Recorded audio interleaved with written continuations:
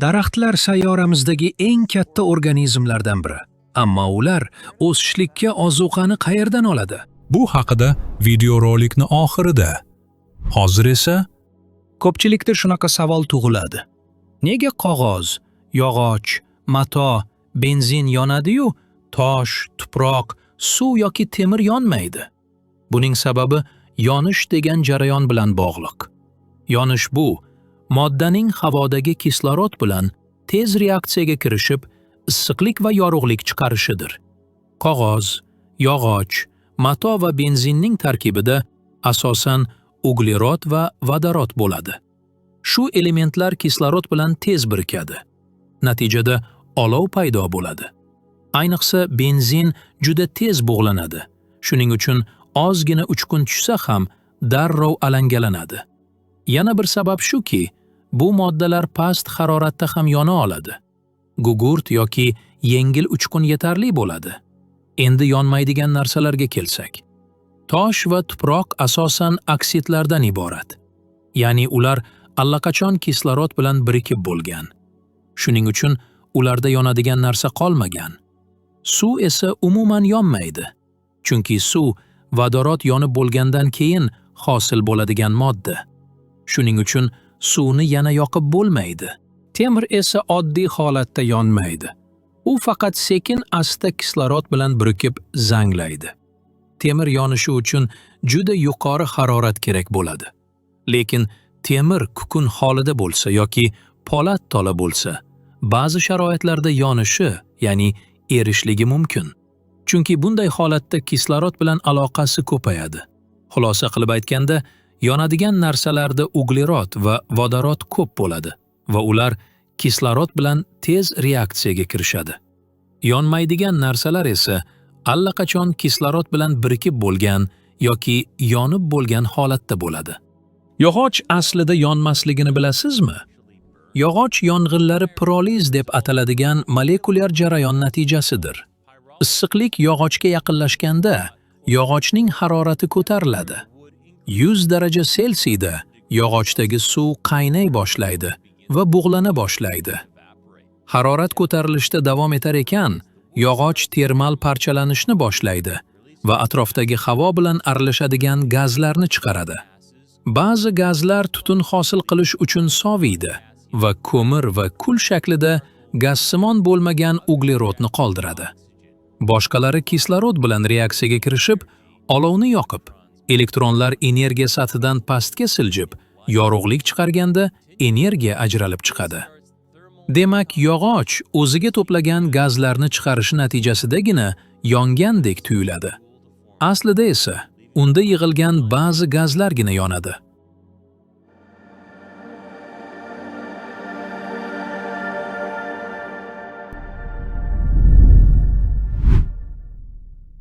الذي جعل لكم من الشجر الأخضر نارا فإذا أنتم منه توقدون. U zotki shu seni qayta tiriltiradigan zot, mana qaragin, yam-yashil daraxtdan olov chiqarib beradi sizlarga. Qarabsizlarki, sizlar uni o't qilib yoqasizlar. Ya'ni ikki zid narsani bir-biriga jamlaydi. Ular aytardida, mana shu manidan yaralganingdek Alloh seni tuproqdan qayta tiriltiradi desa, ular aytar ekanki, xo'p, manidan yaralgan bo'lsak, mani bir xul narsa, nam narsa, ya'ni u suyuqlik. Ammo tuproq bo'lsa qaqshab yotgan o'lik bir narsa. Farqi borda, sen buni qiyoslama bir-biriga deyishar ekan. Ana shunga endi Alloh javob qilyaptiki, "Xo'p, mayli, uni tushunmabsan ham. Endi mana bunga javob berchi? Bunga nima deysan endi?"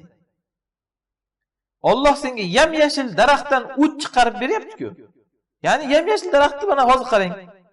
O'rmonlar yonib yotibdi, gektar o'rmonlar. Yam-yashil o'rmon yonyapti. Bu bir-biriga zid narsa-ku. Yam-yashillik nimadan? Yashillik uni tarkibidagi suvdan. Aslida suv olovni o'chirish kerak. Endi yonyapti qarang. Daraxtlardagi yam-yashillik, badanidagi suvlar hammasi suv. O'sha yonyaptimi mana qarang. Suv, olov bir-biriga umuman teskari narsalar, lekin yonyapti shu. Suv yonib yotdi ya'ni. Bu nima ajablanarli joy bor ekan. Demak, xuddi shunga o'xshash, sen inson qurib ketgandan keyin qayta tiriladi debsan. qurib ketgan o'sha tuproqdan, ya'ni badanida namligi bor insonni qaytarib chiqarish, ya'ni unga zid bo'lgan. Ya'ni namlik tuproqqa zid-ku, ya'ni. Shuni qaytarib chiqarish qanday bo'ladi demoqchi bo'lsang, mana tushungin. Ho'l narsadan qanday qilib quritadigan narsa olovni chiqaryapti Alloh. Bir-biriga aks narsalarni. Mana shunday chiqarib qo'yadi seni ham degan. Qarabsanki, o't qilib yoqyapsan-ku mana degan. Biz bunga o'xshagan oyatni Voqea surasining tafsirida ham o'tdik. Afaroaytumun naro allati turun a antum anshatum shajarataha am nahnul munshiun degan. Sizlar yoqayotgan olovinglarni qaranglar. Uni daraxtini sizlar o'stiryapsizlarmi yoki biz o'stiryapmiz degan. Endi buni tarixda ulamolar mana shu yuqorida aytganimizdek tafsir qilganlar. Ya'ni Alloh zid narsani unga bir zid narsadan chiqarib oladi. Olovni yashil o'tni ichidan chiqarib olganidek, ertaga seni ham sap-sariq tuproqni ichidan chiqarib oladi Alloh. Deb mana shu qayta tirilishga dalil deyishgan. Bu to'g'ri albatta. Lekin bunga hozirgi zamondagi shu o'simlik va yoqilg'i ilmi tafsiloti rivojlanganligi uchun shunga yana bir qo'shimcha qilmoqchimiz. O'simlik qanday yonadi o'zi? Avvalo shuni bilib olaylik. Borliqdagi har qanday inson hozir foydalanayotgan yoqilg'i asosan ya'ni o'simlikdan olinadi. Hammasi o'simlikdan kelib chiqqan. O'simlik qayerdan kelib chiqadi? O'simlik quyoshdan kelayotgan energiyani, fotonlar tarzidagi energiyani, quyoshdan kelayotgan energiyani o'zini ichida zaxira qilib saqlaydi. Ta'bir joiz bo'lsa, zaryadga olib qo'yadi. Zaryad oladi o'simlik. Masalan, siz bir batareyani zaryad qilasiz. Telefoningizni zaryadga qo'yasiz. Shu olgan zaryadini keyinchalik kun bo'yi foydalanib yurasiz bundan. Har doim zaryadda turishligi shart emas. O'simlik ham quyoshdan kelayotgan energiyani o'zining ichiga zaryadlab olib qo'yadi.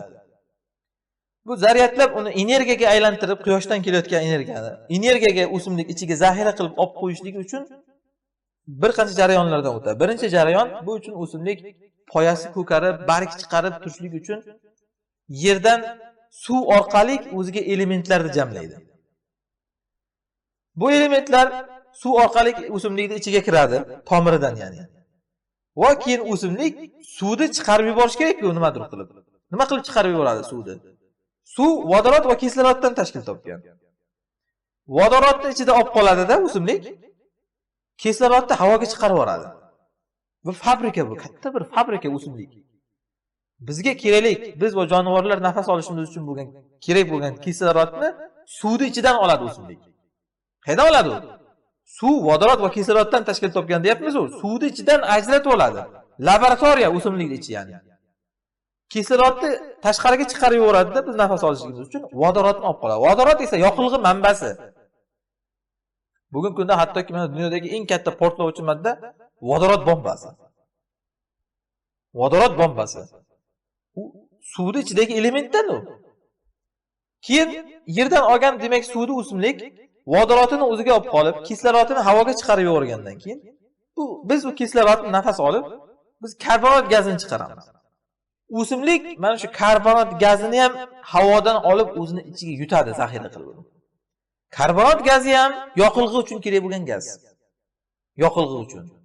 Natijada qarang, o'simlikning ichida kislorod hozir yo'q, tashqariga chiqarib yubordi-da, faqat yonuvchi moddalarni ichiga saqlab qo'yapti. Keyin mana shu yoqilg'i yonuvchi moddalarni quyosh nuri orqali sintezlab o'simliklar uni ichida zaxira qilib qo'yadi. Kerakli vaqtda yonish uchun.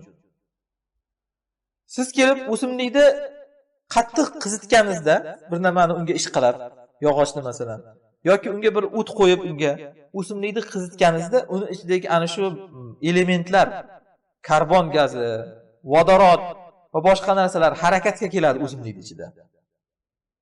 Harakatga kelgandan keyin qarabsizki, bu tashqariga olov bo'lib yana gaz bo'lib chiqib keta boshlaydi.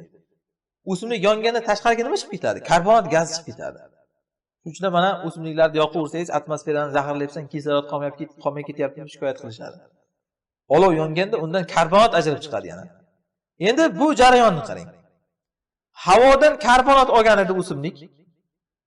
Inson chiqargan karbonatni havodan olgan edi. Yonganda qayerga chiqarib yubordi shuni? Yana havoga chiqarib yubordi karbonatni.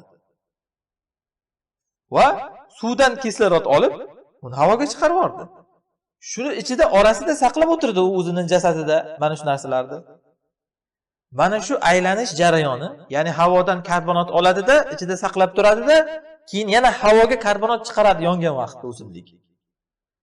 Ana shu aylanish davri insonni ham xuddi shunday aylanish davrligiga bir misol bu. Inson ham tabiatdan elementlarni o'zining jasadiga oladida, inson bo'lib yashaydi. O'lgach, yana shu tuproqqa qaytib ketadi jasadi. Shunda tugadimi hammasi? Agar shunda tugaganda, hozir hayot tugagan bo'ladi yer yuzida. Tushunyapsizmi? Agar hammasi shu bilan tugagan bo'lganda, kofirlarning nazariyasi bo'yicha, ya'ni inson yerdan shunday elementlarni olib jasad qiladida o'ziga, keyin yana shu yerga qaytadida, tuproq bo'lib yo'qib ketadi degan, shu bilan bo'ldi, hammasi tugadi bo'lganda, yer yuzida hayot tugagan bo'lardi. Chunki mana aytayapmiz, o'simlikni karbonatni havodan olib, yana ichida saqlab turib, kerak vaqtda havoga chiqaradi. Ana shu aylanish bo'lmaganda yer yuzida o'simlik hayoti bo'lmasdi, o'simlik bo'lmaganda jonivor bo'lmasdi va inson ham bo'lmasdi. Demak, kofircha fikrlash, qayta tirilish yo'q deyish. Bu hozir borliq yo'q deyish bilan bir xil. Mantiqsizlik bu.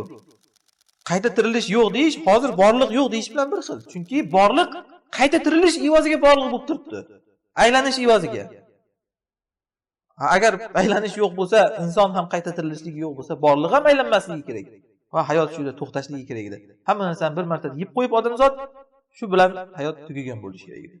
Alhamdulillah, bu kofircha fikrlar to'g'ri emas. Alloh hayotni aylanadigan qilib qo'ygan o'simliklar mana shunaqa karbonatni oladi, karbonatni chiqaradi keyin yonganda. Yana o'sha yongan karbonatni o'zining ichiga yutadi o'simlik gaz holatida, yana undan kislorod ishlab chiqaradi insonga keraklik. Bu aylanaveradi. Suv ham xuddi shunday mana qarang. Parlanib ketadi, osmonga suv bo'lib chiqib, yana qaytib tushadi, yana parlanib ketadi, yana qaytib tushadi, aylanaveradi.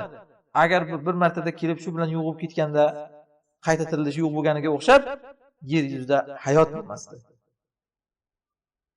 Ana shu uchun Alloh daraxt taqdirini, kelajagini inson taqdiriga, kelajagiga bir dalil qilyapti. Ya'ni qayta tirilishlikka. Mana yam-yashil daraxtni ichidan senga olov chiqarib berdi-ku Alloh deyapti. Sizlar uni vaqut tarzida ishlatyapsizlar, yoqilg'i tarzida. Bu faqat o'simlik bilan yoqilg'i tarzida ishlatishgina ham emas, balki hayotdagi mana ko'mirni qarang. Ko'mir qayerdan paydo bo'ladi? Ko'mir daraxtlarning cho'kindisidan paydo bo'ladi. Demak, nafaqat hozir hayotimizda o'tin qilib yoqishimiz uchun, balki millionlab yil mobaynida bizga zaxira qilib beradi Alloh. Ko'mir va gaz yoqilg'i manbasi. Gaz qayerdan paydo bo'ladi? Gaz ham millionlar yil avvalgi o'rmonlar chirindilaridan ajrab chiqqan gazlardan paydo bo'ladi. O'simlikdan paydo bo'ladi gaz ham. Yer qa'rlarida. Neft qayerdan paydo bo'ladi? Neft ham xuddi shunday. Insonlar, hayvonlar, o'simliklarni millionlar yildan beri chirib yotgan chirindisidan neft paydo bo'ladi. Shuning uchun ham insoniyat yerga kelishidan avval yer tarixida millionlab yil faqat jonivorlar yashagan. Butun yer yuzi mana dinozavrlar zamonlarida deyiladi. O'rmonzorlardan iborat bo'lgan. Katta-katta o'rmonlar. Bular hammasi chirib millionlar yil mobaynida cho'kib cho'kindilaridan gazlar, ko'mirlar, neftlar hosil bo'lgan. Nima uchun? Shu dunyoni oxirida insoniyat kelib mana shularni yoqilg'i tarzida ishlatsin. Yoqilg'ini arab tilida vaqut deyiladi. Yoqilg'i deyiladi. Haligacha masalan arablar diyorlariga borsangiz, benzinxonalarda, benzin sotadigan joylarda mahattatul vaqut deyiladi. Mashinaga benzin quyadigan, salarga quyadigan, gaz quyadigan joylarda. Haligacha shu kalima ishlatiladi demoqchiman. Qur'onda kelgan mana shu vaqut kalimasi. Yoqilg'i ya'ni.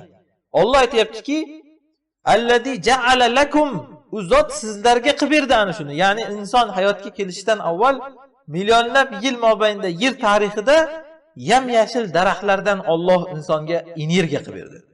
Neft, gaz, ko'mir yer qa'rida cho'kindilardan energiya yaratib berdi, olov qilib berdi. Fa iza antum minhu tuqidun, sizlar mana shundan yoqyapsizlar-ku degan. Yer qa'riga millionlar yil avval kirib ketgan o'simlik yo'q bo'lib ketdimi ekan qarang. Yo'q bo'lmagan ekan. U neftga aylanib, gazga aylanib, ko'mirga aylanib turgan ekan. Uni olib yoquvdik, o'tin yoqqandek shunday yana havoga karbonat bo'lib chiqib ketyapti o'simlik. Inson ham xuddi shunday millionlar yil avval o'lib ketgan odam ham yo'q bo'lib ketdi degan emas. Shunday ertaga qayta tirilib chiqadi o'sha inson yana. Hattoki mana qarang, qishloq xo'jaligida ishlatiladigan tappi. Energiya manbalaridan qishloq xo'jaligida shu. To'g'rimi? Uni nimadan chiqadi tappi aslida? Hayvon yegan o'simlikdan chiqadi. Va undan gaz ajrab chiqadi. Masalan, tog'larda, toshlarda ish qiladigan ba'zi bir avvalgi zamonlarda haligacha ham buni qo'llaydigan odamlar bor. Shunday tog' toshlarda yuradigan odamlar borki, toshni yorish uchun toshni bir joyini teshadida, bir 10 tacha 20 ta joyini teshib chiqib, keyin o'sha yerga toshni teshgan joyiga ya'ni hayvonning tezagini preslab tiqib chiqadi. Ustini yopadi keyin uni mahkamlab. Ya'ni tosh bilan yana. Hayvonning tezagi ichida shunaqangi katta gaz hosil qiladiki, u toshni ikkiga bo'lib yuboradi. Toshni bo'lishda uni bolg'a bilan urib bo'lib bo'lmaydi, lekin hayvonning tezagidan chiqayotgan gaz bilan toshni bo'lib yuboradi. Ko'ryapsizmi? Demak, gaz qayerdan paydo bo'ladi? Biz hozir mana hayotimizda ishlatayotgan gaz ana shunaqa yillar mobaynida cho'kindilardan hosil bo'ladi. Har qanday vaqut borlig'ida daraxtdan kelib chiqadi xullas. Ana shu uchun Alloh aytayaptiki, sizlarga yam-yashil daraxtdan ana shu har qanaqangi vaqut, ya'ni energiya, yoqilg'i manbaini chiqarib bergan zot Allohku. O'sha zot sizlarni tiriltira olmaydimi mana? U o'simliklardan chiqqan, ya'ni hayvonning ichidan chiqqan tappini mana qarang. O'simlikka qaytarib solsangiz, o'simlikka ozuqaga aylanadi. Aylanish qonunini ko'ryapsizmi? Olib kelib yoqsangiz gazga aylanadi va uni olib borib o'simlik tagiga solsangiz, tappilarni o'simlikka energiyaga aylanadi, o'g'itga ya'ni. Oxir-oqibat baribir o'simlikka qaytadi. Yo yerdan qaytadi, o'g'it qilib solsangiz, uni agar havoda yoqib yuborsangiz, havoda karbonat angidrik gazga aylanib, karbonat gazi orqali qaytadi. Baribir qaytadi. Ya'ni havodan aylanib qaytadi yoki yerdan qaytadi, element tarzida.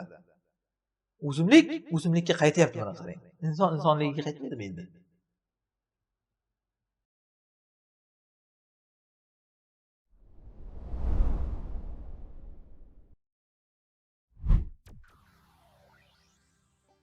Daraxtlar sayyoramizdagi eng katta organizmlardan biri. Ammo ular o'sishlikka ozuqani qayerdan oladi? Bu yerdan olingan ozuqa moddalari. Bu tuproq, shunday emasmi? Ha, yaxshi, tuproqdan chiqadi, men shunday o'ylayman. U tuproqdan chiqadi. Ha, yaxshi, xo'p. Unda nima uchun daraxtlar atrofida tuproq kamayishligi sababli paydo bo'lgan chuqurlar yo'q? Chunki daraxt tuproqdan ozuqalansa, u kamayib, daraxt atrofida chuqur paydo bo'lishi kerak-ku. Endi, menimcha, daraxt o'zining massasining katta qismini tuproqdan oladi deb ishonish intuitiv. Chunki siz bu ildizlarning tuproqqa singib ketayotganini ko'rishingiz mumkin va ular u yerdan biror narsani olib chiqayotgan bo'lishi kerak. Va men aytmoqchimanki, daraxt tuproqqa o'xshaydi va u tuproq kabi qattiq tuyuladi, lekin unday emas. 1600-yillarning boshlarida Johann Baptist van Helmholtz ismli olim daraxtning massasi qayerdan kelayotganini aniqlashga harakat qildi. Shunday qilib, u tuproq solingan idish oldi va u yerdagi tuproq miqdorini juda ehtiyotkorlik bilan o'lchadi. Keyin u daraxtni ekdi va 5 yil davomida uni parvarish qildi. Daraxt tuvogidan tuproq deyarli kamaymaganligiga yoki ko'paymaganiga ishonch hosil qildi. Va bu tajriba oxirida u daraxtni o'lchab, uning 72 kilogramm ekanligini aniqladi. Ammo tuproq massasi atigi 60 grammga kamaygan. Bu daraxtning massasi tuproqdan kelmasligining juda kuchli dalili edi. Men bu haqda hech qachon o'ylamaganman. Chunki daraxtlar aslida hech narsa bilan ozuqalanmaydilar. Ular hech narsa yemaydilarmi? Yo'q, yo'q. Ular hech narsadan ozuqalanmaydimi? Ular faqat suvni yutadi. Ular shunchaki suvdan ozuqalanadimi? Ha, ular boshqa hech narsadan ozuqalanmaydilar. Yo'q, Ular shunchaki shundangina ozuqalanishadimi? Xo'sh, ehtimol suvdan va tuproqdagi ozuqalardan. Tuproq va suvdan tashqari unga yana biror narsa kerak emasmi? Bu ozuqa vositasi bo'lishi kerak. Shunday emasmi? Daraxtda yog'och hosil bo'lishi uchun. Menimcha, o'sha daraxtning asl urug'idan tashqari shular bo'lishi lozim. Urug', tuproq va suv. Va bu katta daraxtni shakllantiradi. Yaxshi. Albatta Yohann Baptist van Helmholtz daraxt butunlay suvdan shakllanadi degan xulosaga keldi. Endi bu to'g'ri bo'lmasa-da, hech bo'lmaganda u to'g'ri yo'lda edi. Daraxtning asl moddasi tuproqdan chiqmasligini angladi. Quyosh energiyasi, ha. Quyosh energiyasimi? Ha, ular energiyani massaga aylantiryaptimi yoki? Nimani nazarda tutayotganimni tushunyapsizmi? Ha, bildim. Masalan, narsalar yo'q edi, keyin esa paydo bo'ldi. Masalan, bu narsalar qayerdan paydo bo'lgan?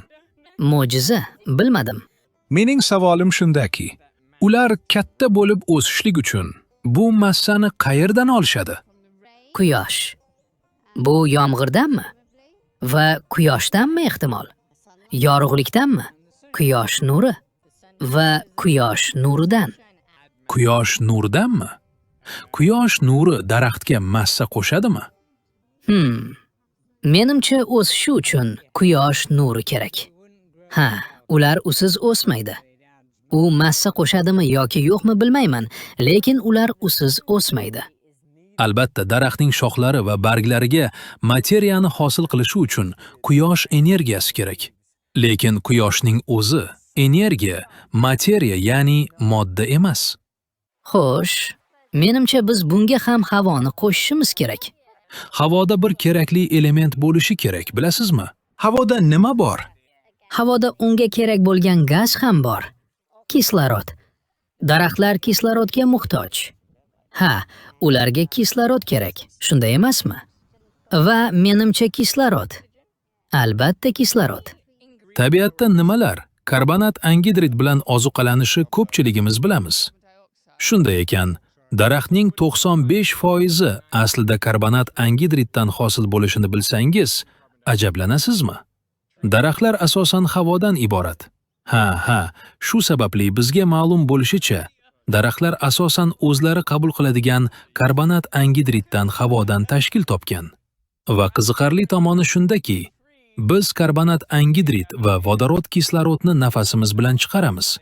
Biz massani shu tarzda yo'qotamiz. Lekin daraxtlar massa yig'ishda nafas olishi uchun aynan shu moddalar kerak. Shunday qilib, agar siz faqat siz va daraxt bo'lgan yopiq tizimni tasavvur qila olsangiz, siz o'sha karbonat angidrid va kislorod vodorodni, ya'ni suvni nafasingiz bilan tashqariga chiqarasiz. Daraxt esa uni o'ziga qabul qiladi. Shuning uchun daraxt kattalashib borayotgan bir paytda siz kichrayib borasiz va qaysidir ma'noda daraxt sizni yemira boshlaydi.